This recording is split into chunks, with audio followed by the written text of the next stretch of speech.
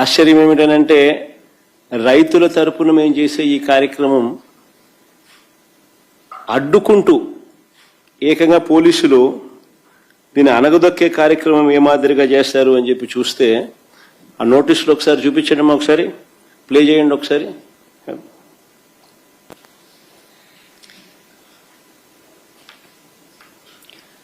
ఆ నోటీసులు ఒకసారి చూస్తే రైతు నాయకులు, మా నాయకులు, కార్యకర్తలు ఇళ్లకు అర్ధరాత్రి పోలీసులను పంపి ఇంట్లో బెదిరించి ర్యాలీలకు వస్తే కేసులు పెడతామని చెప్పి ఏకంగా బెదరగొడుతూ నోటీసులు ఇచ్చారు.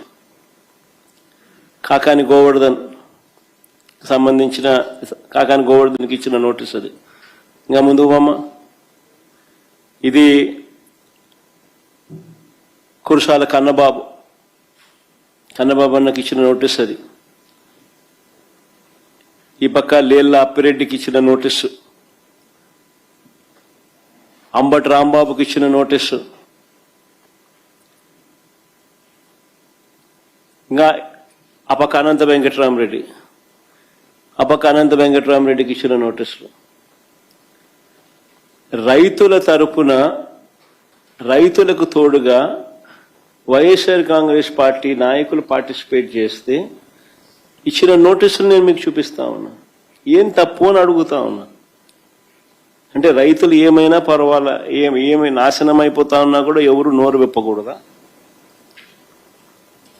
ఎరువులు అందని పరిస్థితి కనిపిస్తా ఉన్నా కానీ, ఎరువులు దొరక్క రైతులు అగసాట్లు పడతా ఉన్న పరిస్థితులు కనపడతా ఉన్నా కానీ, ఏ పంటకు గిట్టుబాటు ధరలు రాని పరిస్థితి కనపడతా ఉన్నా కానీ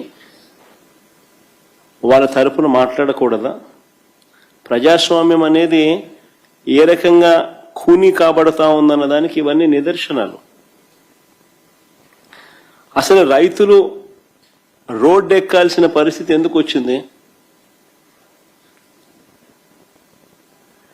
మీరు గన ఎరువులను అందించాల్సిన ఎరువులను అందించి ఉండింటే అసలు ఈ పరిస్థితే ఉండేది కాదు కదా. ఏ రైతు రోడ్డు ఎక్కే పరిస్థితే ఉండేది కాదు కదా.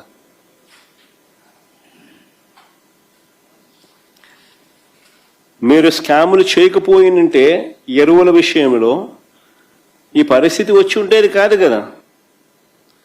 ఎరువుల కోసం 2 నెలలుగా రైతులు పడుతా ఉన్న అగచాట్లు 2 నెలలుగా జరుగుతూ ఉంది. It's not something over night జరిగింది కాదు. 2 నెలలుగా ఇది కనిపిస్తూ ఉంది.